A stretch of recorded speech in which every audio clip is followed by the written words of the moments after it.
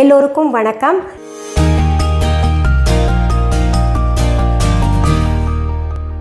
சமீப காலமாக சிலர் திரும்ப கேட்கக்கூடிய கேள்வி, லாஃபிங் புத்தாவும் குபேரரும் ஒன்றா?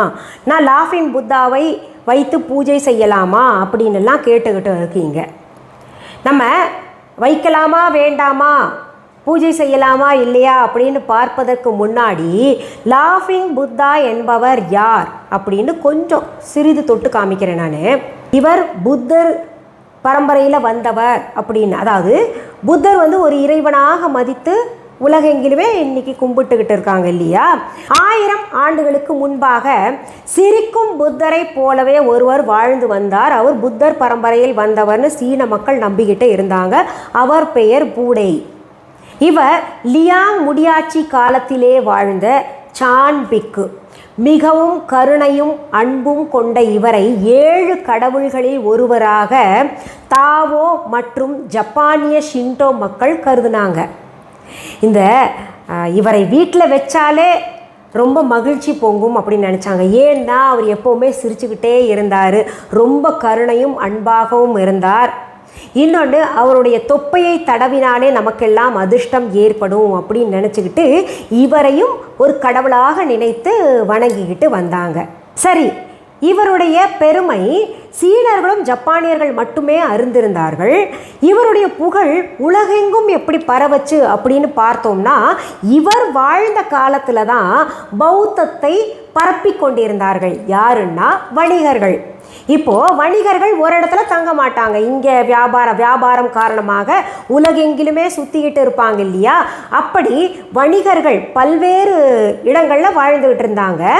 அந்த வணிகர்கள் எல்லாம் என்ன பண்ணாங்க, Korea, Afghanistan, Tibet, Sri Lanka, Japan இது போன்ற நாடுகளில் பௌத்தத்தை வளர்த்து கொண்டு வந்தார்கள். அப்படி பௌத்தத்தை வளர்க்கும் பொழுது சின்ன சின்ன மாற்றங்கள் ஏற்பட்டன. இவரை அதிர்ஷ்டகரமாக நினைச்சாங்க இல்லையா, ஒரு மாற்றத்தை உருவாக்கினார்கள். இவரை வணங்கினால் நல்லது, இவர் கருணை மிகுந்தவர், இவர் அதிர்ஷ்டம் வாய்ந்தவர்னு ஒரு நம்பிக்கையை ஏற்படுத்தினார்கள். அவரும் உண்மையாலுமே அப்படித்தான் இருந்தார். அவர் எப்போவுமே சிரிச்சுக்கிட்டு இருப்பார். அன்பும் கருணையும் இருக்கின்ற இடத்துல தான் இறைவன் இருப்பார் இல்லையா. இவர் கொஞ்சம் அதிகப்படியாகவே இருந்தார். அதனால் இவரை பார்த்தாலே அதிர்ஷ்டம்னு நினச்சி அது பார்த்திங்கன்னா அப்படியே மெதுவாக பரவ ஆரம்பிச்சிச்சு. கிட்டத்தட்ட 10ஆம் நூற்றாண்டிலே ஒரு கூற்றை உருவாக்கினாங்க. இந்த சிரிக்கும் புத்தர் கையில் மணிமாலையும் மூட்டையும் வச்சுருந்தா ரொம்ப அதிர்ஷ்டம் வாய்ந்தவர், அவரை வீட்டில் வச்சோன்னா நமக்கு அதிர்ஷ்டம் ஏற்படும், நல்ல மகிழ்ச்சிகரம் பொங்கும் அப்படின்ற ஒரு கூற்றை ஏற்படுத்தினார்கள். இன்னொன்று, நிறைய குழந்தைங்க சுற்றி இருக்கக்கூடிய சிரிக்கும் புத்தர் சிலை கூட பார்த்துருப்பீங்க, படங்கள் பார்த்துருப்பீங்க. அது எதை உணர்த்துதுன்னா, இந்த சீனர்கள்கிட்ட ஒரு வழக்கம் இருக்குது. பல குடும்பங்கள் ஒரு கொடையின் கீழே வாழ்ந்து வந்தார்கள். அதாவது கூட்டு குடும்பமாக வாழ்ந்து வந்தார்கள். அப்போ ஒரு குடும்பம்னாலே 2 குழந்தைகள், 3 குழந்தைகள், 4 குழந்தைங்க. அந்த காலத்தில் பார்த்தீங்கன்னா 7-8 குழந்தைங்க இருந்தாங்க. அதாவது ஒரு குடும்ப தலைவனின் கீழ் வாழும் பொழுது என்னாச்சுன்னா நிறைய குழந்தைங்க இருப்பாங்க இல்லையா. அந்த தத்துவத்தை உணர்த்துவதற்காகத்தான் இந்த லாஃபிங் புத்தாக்கு சுற்றிலும் நிறைய குழந்தைகளை இருக்கிற மாதிரி ஏற்படுத்தினாங்க. அப்படி இருந்துச்சுன்னா குடும்பம் ஒற்றுமையாக இருக்கும், நிறைய குழந்தைகளை பெற்றுக்கொண்டு வாழணும், பெருவாழ்வு வாழணும் அப்படின்னு எல்லாம் ஒரு தத்துவத்தை உணர்த்துவதற்காக தான் பார்த்திங்கன்னா லாஃபிங் புத்தாவை சுற்றிலும் நிறைய குழந்தைங்க இருக்கிற மாதிரி ஏற்படுத்தினாங்க. அதை பார்த்தா குழந்தைகள் இல்லாத வீட்டில் அந்த சிலையை பார்த்தா தினமுமே பார்த்துக்கிட்டு இருந்தால் குழந்தை பாக்கியம் ஏற்படும் அப்படின்ற ஒரு ஐதீகமும் ஏற்பட்டது. இவரை பூடே என்று கிழக்காசியர்களும் ஹோடே என்று ஜப்பானியர்களும் அழைச்சிக்கிட்டு வந்தாங்க. பௌத்தத்தை பின்பற்றியவர்கள் மத்தியிலே இவர் இன்னும் பிரபலமானது எப்படின்னா, வானிலை குறித்து அறிக்கைகளை முன்னாடியே சொல்லிடுவார். அவர் வானிலை குறித்து ஏதாவது ஒரு அறிக்கை விட்டார்னா அதுக்கு மறுசந்தனை இல்லாமல் மக்கள் எல்லாம் அப்படியே ஏற்றுக்கொண்டார்கள். அதே மாதிரி அவர் சொன்னது மாதிரியே எல்லாமே நடந்துக்கிட்டு வந்துச்சு. அவர் ஈரக்காலனி போட்டு நடந்தாருன்னா மழை வரும்னு நம்பினாங்க. அதே போல் மழையும் வந்தது. மரப்பாதணி போட்டுக்கிட்டு நடந்தார்னா வெயில் அடிப்பது நிச்சயம்னு நம்பினாங்க. இப்படி அவர் எழுத்துகள் மூலமாக, அதாவது கவிதை எழுதுவார், கவிதைகள் மூலமாக அப்புறம் பாடி லாங்குவேஜ் மூலமாக இந்த வானிலை குறித்த செய்திகளை முன்கூட்டியே சொல்லிக்கிட்டு வந்தார். சரி, இந்த தகவல்கள் எல்லாம் பார்த்திங்கன்னா லாஃபிங் புத்தாவை பற்றி, அதாவது அவர் ஒரு கடவுளுக்கு நிகரானவராக வாழ்ந்துட்டு வந்தார். ஏன்னா நல்ல மனசு அவர்கிட்ட இருந்தது, எப்போவுமே சிரிச்சுக்கிட்டு இருப்பாராம். அவருடைய உருவத்தை பார்த்திங்கன்னா தொந்தி பெருசாக இருக்கும், முகமும் பார்த்திங்கன்னா பப்ளியாக இருக்கும், அதாவது ரொம்ப பெருசாக இருக்கும். அவர் பார்த்து எல்லாருமே கிண்டல் பண்ணால் கூட எப்போவுமே புன் சிரிப்போடு இருப்பார். அதனால் சிரிக்கும் முகத்தை கொண்ட அவரை பார்த்தாலே நல்ல அதிர்ஷ்டம் ஏற்படும் அப்படின்னு நம்பினாங்க. அதுபோல் நடந்தது. சரி, இப்படிப்பட்ட லாஃபிங் புத்தா, சிரிக்கும் புத்தர் குபேரர் தானா அப்படின்னு கேட்டிங்கன்னா கிடையாது. லக்ஷ்மி குபேரருக்குன்னு ஒரு வரலாறு இருக்குது. ராவணனுடைய சகோதரர் தான் குபேரர். அதாவது குபேரருடைய தகப்பனாருக்கு 2 மனைவிகள். அதில் ஒரு மனைவியின் பிள்ளை ராவணன், இன்னொரு மனைவியின் பிள்ளை குபேரர். இருவருமே மிகச்சிறந்த சிவபக்தர்கள். நிறைய ஆண்டு காலம் தவம் இருந்து சிவபெருமானுடைய அருளை பெற்றவர்கள். இதில் லக்ஷ்மி குபேரருக்கு கூடுதலாகவே அருள் கிடைத்திருக்கு. அதாவது சிவபெருமான் தான் எல்லாத்துக்கும் வேலையை பங்கிட்டு கொடுத்தாரு. பிரம்மனை பார்த்து நீ படைக்கும் தொழிலை செய்யி, ஸ்ரீ மகாவிஷ்ணு கிட்ட சொன்னார் நீங்கள் காக்கிற தொழிலை செய்யுங்க, அப்புறம் யமன்கிட்ட சொன்னார் நீ உயிரை எடுக்கக்கூடிய தொழிலை செய்யணும், முருகர்கிட்ட ஒரு வேலை, பிள்ளையார்கிட்ட ஒரு வேலை, கால பைரவர்கிட்ட ஒரு வேலை, நந்திகிட்ட ஒரு வேலை, இப்படி ஒவ்வொருத்தர்கிட்டையும் ஒவ்வொரு வேலையை கொடுத்து மக்களை காக்க வேண்டும், இந்த உலகத்தை காக்கணும் அப்படின்னு பொறுப்புகளை கொடுத்துருக்காரு. அப்படி கொடுக்கப்பட்ட பொறுப்பு தான் மகாலட்சுமி தாயார்கிட்ட செல்வத்திற்கு அதிபதியாக, கல்விக்கு எப்படி சரஸ்வதி தேவியோ, வீரத்திற்கு எப்படி பராசக்தி தாயோ துர்க்கையம்மனோ, அதுபோல செல்வத்திற்கு அதிபதியாக மகாலட்சுமி தாயிடம் அந்த பொறுப்பை கொடுத்தார். மகாலட்சுமி தாயாக பார்த்து, அதாவது மகாலட்சுமி தாயார்கிட்ட சிவபெருமானே சொல்லியிருக்காரு. ஏன்னா ஆயிரக்கணக்கான ஆண்டுகள் குபேரர் சிவபெருமானை நோக்கி தவம் செய்த காரணத்தினால அதில் எந்த குற்றமும் கிடையாது. ராவணனை எடுத்துக்கிட்டிங்கன்னா சில குற்றங்கள் இருந்தது. அதனால் அவருக்கு அருளையும் கொடுத்தார், அவர் கேட்டவற்றையெல்லாம் சிவபெருமான் கொடுத்தார்.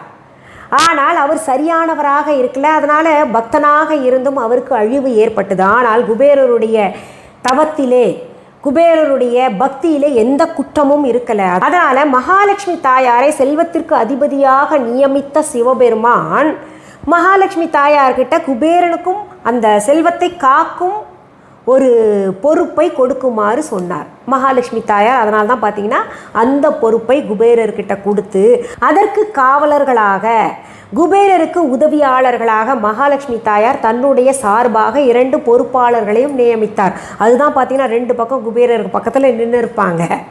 அது தனியாக வரலாறு சொல்லும் பொழுது உங்களுக்கு சொல்கிறேன். இப்படித்தான் குபேரர் செல்வத்திற்கு அதிபதின்னே சொல்லலாம். ஏன்னா அவராக பார்த்து யாருக்கு கொடுக்கணும்னு நினைக்கிறாரோ கொடுக்கலாம் அப்படின்ற ஒரு பெரிய பொறுப்பை சிவபெருமானும் மகாலட்சுமி தாயாரும் அவருக்கு வழங்கியிருக்கிறார்கள். அதனால்தான் லக்ஷ்மி குபேரர் படத்தை வைத்து நம்ம வணங்குறனால நம்முடைய தரித்திரங்கள் எல்லாம் நீங்குது, நம்ம சுபிக்ஷமாக இருக்கிறோம். இதில் இன்னொரு விஷயம் முக்கியமாக சொல்லணும்.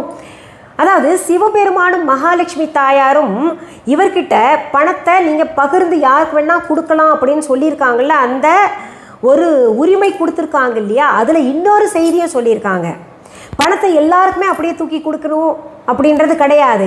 யார் உழைத்து நியாயமாக உழைக்கிறார்களோ, அப்படி உழைத்து பூஜை செய்கிறார்களோ அவர்களுக்கு இந்த பணத்தை கொடுக்கலாம் அப்படின்னு ஒரு செய்தியும் சொல்லியிருக்காங்க. அதனால தான் பார்த்தீங்கன்னா லக்ஷ்மி குபேரர் பூஜை செய்து பலன் கண்டவர்கள் பல பேர்னா, பலன் கிடைக்கலன்னு சொல்கிறவங்க அங்கொன்றும் இங்கொன்றுமா இருக்கீங்க. ஆனால் 99% பேர் இந்த லக்ஷ்மி குபேரர் பூஜை செய்து பலன் கிடச்சிருக்கு, நாங்கள் மகிழ்ச்சியாக இருக்கோம், நீங்கள் நல்லா இருக்கணும், உங்கள் குடும்பம் நல்லா இருக்கணும், இந்த மாதிரி ஒரு பூஜையை சொல்லி கொடுத்ததுக்கு அப்படின்னு என்ன வாழ்த்துறீங்க, பாராட்டுறீங்க. இதெல்லாம் இறைவன் கையில் இருக்கிறது. காரணம் என்னென்னா, நம்பிக்கையாக நீங்கள் பூஜை செஞ்சீங்க, அந்த பூஜை செஞ்சு பணம் வரும்னு சொல்லிட்டு அப்படியே உட்காரல, அதற்கு உழைச்சிங்க இல்லையா, அந்த உழைப்பிற்கு கூலி பகவான் கொடுக்குறாரு. பகவானே அப்படிதான் சொல்லியிருக்காரு, உழைக்கிற இடத்துல பூஜை செஞ்சாங்கன்னா, உனக்கு பூஜை செஞ்சாங்கன்னா நீ பணத்தை கொடு அப்படின்னு. அதற்கு கிடைச்சிருக்கு. எங்கேயாவது யாருக்காவது பூஜை செய்தும் பலன் கிடைக்கலன்னா அவங்க உழைப்பை நம்பி இருக்க மாட்டாங்க, உழைச்சிருக்க மாட்டாங்க. நம்ம பூஜை செஞ்சாச்சு அது தானாக பணம் கொட்டும் அப்படின்னு உட்கார்ந்துருப்பாங்க. அதனால தான் இந்த மாதிரி ஆயிருக்கும். அது குத்தமாக நான் சொல்லலை, சிலருக்கு நம்பிக்கை இல்லாமல் எல்லாரும் சொல்கிறாங்க, சரி நம்மளும் செஞ்சு பார்ப்போமே அப்படின்னு பற்று வைக்கிற மாதிரியும் பற்று இல்லாமலும் ஒரு ஆழமான பக்தியோடு செய்யாமல் இருந்திருப்பாங்க. அதனால் அவங்களுக்கு பலன் கிடைக்காமல் இருக்கலாம். அதனால் இனிமே செய்கிறவங்க நல்ல பக்தியாக கிடைக்கும் என்கின்ற நம்பிக்கையோடு இந்த லக்ஷ்மி குபேரர் பூஜையை செய்யுங்க. லக்ஷ்மி குபேரருக்கும் சிரிக்கும் புத்தருக்கும் ஒரு வித்தியாசம் இருக்குது. சிரிக்கும் புத்தர் முழுக்க முழுக்க மனிதர். அவர் அதிர்ஷ்டம் வாய்ந்தவராக இருந்தார். அவரை பார்த்தால் நமக்கு அதிர்ஷ்டம் ஏற்படும், அதில் எந்த மாற்று கருத்தும் கிடையாது. அவரிடம் இருந்த நல்ல குணங்கள், உயர்வான குணங்கள் ஒரு இறை நிலைக்கு கொண்டு போனாங்க, மக்கள் கொண்டு போனாங்க. அதனால் அவருடைய சக்தி கூடிக்கிட்டு போச்சு. எப்போவுமே சும்மாவே வச்சுருந்தா ஒரு நல்லவங்களை, ஒரு நல்ல சக்தியை சும்மாவே வச்சுருந்தோன்னா அதற்கு சக்தி கிடைக்காது. அதுக்கு உதாரணமாக சொல்கிறேன், ஒரு சிலையை கொண்டு போய் நீங்கள் வச்சு அதுக்கு பூஜை பண்ணாமல், நைவேத்தியம் வைக்காமல், விளக்கேற்றாமல் இருந்தீங்கன்னா அதற்கு சக்தி கிடைக்காது. அது வெறும் சிலையாக இருக்கும். ஆனால் அதற்கே நீங்கள் பூஜை பண்ணிவிட்டு அது ஒரு தெய்வம் என்கின்ற நம்பிக்கையோடு, நல்ல தெய்வம், நல்ல சக்தி அப்படின்னு நினச்சிட்டு நீங்கள் பூஜை பண்ண தான் சக்தி அந்த சிலைக்கே கிடைக்கும். அதே போல தான் நல்ல மனிதர், நல்ல உயர்ந்த குணங்கள், ஒரு தெய்வீக அம்சம் கொண்ட குணங்கள், சிரிக்கக்கூடியவர், சதா சர்வ காலமும் அவர் முகத்திலே புன்னகையை தவழ்ந்து இருக்கக்கூடியவரை ஒரு தெய்வமாக நம்பினாங்க. எல்லாரும் போற்றினார்கள். பௌத்த மதத்தில் வந்தவர் என்று நினைத்து போற்றினார்கள். அவரை போற்ற அவருடைய சக்தி அதிகரித்து அவர் பார்த்திங்கன்னா ஒரு இறைநிலைக்கு, சாதாரண மனிதர் ஒரு நிலைக்கு, அதாவது மகான் எல்லாம் எப்படி நம்ம போற்றுகிறோமோ அதுபோல் ஒரு மகானாக மாறினார். அவருக்கும் ஒரு சக்தி ஏற்பட்டு எல்லாம் நல்லதே செய்ய ஆரம்பித்தார். இப்போ கூட பல வீடுகளில் இவரை வைத்தால் நல்லதுன்னு நினைக்கிறாங்க. உண்மையாலுமே நல்லது தான், வைக்கலாம். அது நான் உங்களுக்கு தனிப்பதிவாக கொடுக்குறேன். ஆனால் இந்த குபேரர் என்னென்னா பாதி மனிதத்தன்மையும் பாதி இறைத்தன்மையும் கொண்டவர். எப்படின்னா யக்ஷர்களுக்கெல்லாம், யக்ஷினிகளுக்கெல்லாம் தலைவன் குபேரர். யக்ஷினிகள் எல்லாம் சாதாரணமானவர்கள் கிடையாது. யக்ஷர்கள், யக்ஷினிகள் பற்றி நீங்கள் கேள்விப்பட்டிருப்பீங்க. அவங்கெல்லாம் சாதாரண மனிதர்கள் கிடையாது. அவர்களெல்லாம் இறை சக்தியில் பாதி சக்தி கொண்டவர்கள். இறைவனுடைய தூதர்களாக இந்த பூலோகத்திலே கண்ணுக்கு மறைவாக வாழ்ந்து கொண்டிருப்பவர்கள். யாருக்கு என்ன, அதான் நான் சொல்லுவேன்ல உங்களுக்கு அடிக்கடி, இது நல்லது பேசினோன்னா அப்படியே ஆகட்டும்னு சொல்லுவாங்க, கெட்டது பேசினாங்கன்னா அப்படியே ஆகட்டும்னு சொல்லுவாங்க. இது போன்ற கண்ணுக்கு தெரியாமல் நிறைய பேர் நம்மக்கிட்ட நல்ல தேவதைகள், கெட்ட தேவதைகள் எல்லாம் வாழ்ந்துக்கிட்டு இருக்காங்க அப்படின்னு சொல்கிறேன்ல. இப்படிப்பட்ட தேவதைகள் நிறைய பேர், நிறைய கோடானு கோடி தேவதைகள் இருக்காங்கன்னு சொல்கிறாங்க. இறைவனால் அனுப்பப்பட்ட தூதர்கள் இந்த பூலோகத்தில் இருக்காங்க. கண்ணுக்கு மறைவாக யக்ஷினிகள் வாழ்ந்து கொண்டிருக்கிறார்கள். இத்தனை பேருக்கும் தலைவனாக விளங்கக்கூடியவர் குபேரர். அவருக்கும் பார்த்திங்கன்னா பாதி இறை சக்தி இருக்குது. மனிதராக காட்சி அளித்தால் கூட அவருக்கு பாதி சக்தி இருக்குது, இறைவனின் பாதி சக்தி இருக்குது. அதிலேயும் சிவபெருமானின் பரிபூரண அருளை பெற்றவர் குபேரர். அதனால் பார்த்திங்கன்னா அவருக்கு இந்த பணத்தை வாரி வழங்கக்கூடிய ஒரு மாபெரும் சக்தி இருக்குது. உழைப்பு இருக்கும் பட்சத்தில், உழைப்பும் உண்மையும் நம்பிக்கையான பூஜையும் இருக்கும் பட்சத்தில் லக்ஷ்மி குபேரர், அதாவது குபேரர் வாரி வாரி வழங்குவார். அதில் எந்த மாற்றமும் கிடையாது. அதனால் நான் அடிக்கடி சொல்லுவேன், யாருக்காவது வேலை கிடைக்கலன்னா, இல்லை பணத்தில் பிரச்சனை ஏதாவது இருக்குன்னா, வர்ற பணத்தில் ஏதாவது தடங்கல்கள் இருந்ததுன்னா, கடன் அடைக்க முடியலன்னா, இல்லை கடன் வேணும்னா, எதுவாக இருந்தாலும், வீடு வேணுமா, இல்லை எதுவாக ஒரு நல்ல அந்தஸ்து வேணுமா, எதுவாக இருந்தாலும் லக்ஷ்மி குபேரர் பூஜை செய்யுங்க, உழைங்க. மற்றதெல்லாம் பகவான் பார்த்துப்பாரு, அந்த சிவபெருமான் பார்த்துப்பாரு, மகாலட்சுமி தாயார் பார்த்துப்பாங்கன்னு அடிக்கடி சொல்லிக்கிட்டு இருக்கேன். சரி, நம்ம viha.online இருக்கக்கூடிய பொருள்கள் ஆன்லைனில் எங்களுக்கு வாங்க தெரியல, சிஓடியும் இல்லை, வேறு எங்கேயாவது விற்கிறீங்களா, எங்கள் ஊர் கடைகளில் கிடைக்குமா அப்படின்னு கேட்டிங்கன்னா நிச்சயமாக கிடைக்காது. நீங்கள் அப்படி வாங்கணுன்னா நேரடியாக சென்னையில் எங்களுடைய விஹா ஷாப்பில் வாங்கலாம். அப்படி இல்லைன்னா நீங்கள் viha.online தான் ஆர்டர் ப்ளேஸ் பண்ண முடியும். வேறு எங்கேயாவது வாங்கினீங்கன்னா அந்த பொருள்கள் எங்களோடது கிடையாது, என்னுடைய படம் போட்டு அனிதா மேடம்து அப்படின்னு சொல்லிட்டு யாராவது கொடுத்தாங்கன்னா அது வாங்குவதும் வாங்காததும் உங்களுடைய விருப்பம். ஆனால் அதற்கு பொறுப்பு நான் கிடையாது. அதை வாங்கிக்கிட்டு எங்களுக்கு எதுவுமே நடக்கலை அப்படின்னு சொன்னீங்கன்னா அதற்கு நான் பொறுப்பு கிடையாது. ஏன்னா எங்களுடைய பூஜை பொருள்கள் அனைத்துமே நான் பூஜை செய்து கொடுக்குறேன். அதனால் நான் பூஜை செய்வதனால பலன்கள்னு சொல்ல முடியாது. நான் ஒரு புனிதப்படுத்தி கொடுக்குறேன், அவ்வளோதான் சொல்ல முடியும். எல்லாமே இறைவன் தான் செயல்படுத்துகிறாரு. நான் புனிதப்படுத்தி கொடுக்குறேன். அதனால் நீங்கள் கொண்டு போய் வச்சு நம்பிக்கையோடு செய்யும்போது அதனுடைய பலன்கள் கூடுதலாக இருக்குது, இறைவனுடைய அருளும் சேரும் பொழுது. இப்போது இந்த வீஹாவில் நாங்கள் நேரடியாக பொருள்கள் வாங்கணும், அதற்கு அட்ரஸ் எங்கே இருக்குது அப்படின்னு கேட்டிங்கன்னா நம்முடைய டிஸ்கிரிப்ஷன் பாக்ஸில் இருக்குது. அதை நீங்கள் ஓப்பன் பண்ணி பாருங்கள், உங்களுக்கு அட்ரஸ் கிடைக்கும். மேப்லேயும் இருக்குது, கூகுள் மேப்லேயும் வீஹா ஷாப்புடைய அட்ரஸ் இருக்குது. அதை பார்த்துட்டு வாங்கிக்கலாம். சரி, இன்றைய பதிவில் உங்களுக்கு ஒரு தெளிவு கிடச்சிருக்கும்னு நினைக்கிறேன். அதாவது சிரிக்கும் புத்தருக்கும் லக்ஷ்மி குபேரருக்கும் என்ன ஒரு வித்தியாசம், யாரை எப்படி வைத்து வணங்க வேண்டும் அப்படின்றதெல்லாம் தெரிஞ்சிருக்கும் இல்லையா? சிரிக்கும் புதரை நம்ம வீட்டு ஹாலில் இல்லை எந்த இடத்துல வேணால் வைக்கலாம். ஆனால் லக்ஷ்மி குபேரரை வெறும் பூஜை அறையில் தான் வைக்கணும். ஆனால் ரெண்டு பேருக்கும் இருக்கக்கூடிய ஒரு வித்தியாசம் என்னென்னா, வடதிசையை நோக்கி தான் ரெண்டு பேரையும், அதாவது நார்த் ஃபேஸ் பண்ணி வைக்கணும். ரெண்டு லாஃபிங் புத்தாவாகட்டும் லக்ஷ்மி குபேரரையும் வைக்கிறது, இவரை பூஜை அறையில் வைக்கிறோம் இல்லையா லக்ஷ்மி குபேரரை, அவர் பார்த்திங்கன்னா நார்த் ஃபேஸ் பண்ணி வைக்கணும். இந்த லாஃபிங் புத்தாவையும் எங்கே வச்சாலும் நார்த் ஃபேஸ் பண்ணி வைக்கலாம். இந்த வியாபார ஸ்தலங்களில் தான் பார்த்திங்கன்னா வாசலை நோக்கி வைப்பாங்க, அது தனியாக நான் உங்களுக்கு சொல்கிறேன். சரியா? மீண்டும் அடுத்த பதிவில் சந்திக்கும் வரை நன்றி, வணக்கம். அன்பான வாடிக்கையாளர்களே, உங்கள் விஹா ஸ்டோரில் பூஜை பொருட்கள், சிலைகள், ராசிக்கற்கள், வாஸ்து பொருட்கள், விதைகள், பாரம்பரிய அரிசி வகைகள், சிறுதானியங்கள், ஆர்கானிக் பொருட்கள், மூலிகை எண்ணெய், மளிகை பொருட்கள், மரச்செக்கு எண்ணெய், மரப்பொருட்கள், வெள்ளி ஆபரணங்கள், கிஃப்ட் ஆர்டிகல்ஸ், காட்டன் மற்றும் பட்டு புடவைகள், காட்டன் சுடிதார்கள், பட்டு பாவாடை, குழந்தைகளுக்கான விளையாட்டு பொருட்கள், ஹை குவாலிட்டி இமிடேஷன் நகைகள், வீட்டு உபயோக பொருட்கள், ஜூட் பேக்ஸ், ஹேண்ட்மேட் சோப்ஸ், அழகு சாதன பொருட்கள், சிறுதானிய பிஸ்கெட்டுகள், ஹோம் அப்ளையன்சஸ், இன்னும் பற்பல பொருட்கள் விற்பனைக்குள்ளது. விஹா ப்ராடக்ட்களை நீங்கள் வாங்க விரும்பினால் அது எங்களுடைய viha.online வெப்சைட் மற்றும் சென்னை ராஜா அண்ணாமலைபுரத்தில் உள்ள எங்கள் விஹா ஸ்டோரில் மட்டுமே கிடைக்கும் என்பதை தெரிவித்துக் கொள்கிறோம். வேறு எந்த ஆன்லைன் வெப்சைட்களிலும் விஹா ப்ராடக்ட்கள் விற்பனைக்கு கிடையாது என்பதை நீங்கள் கவனத்தில் கொள்ள வேண்டும். எங்கள் விஹா ஸ்டோரின் விலாசத்தை கண்டறிய கூகுள் மேப்ஸில் விஹா ஸ்டோர் என்று டைப் செய்தால் வழியை கண்டறியலாம்.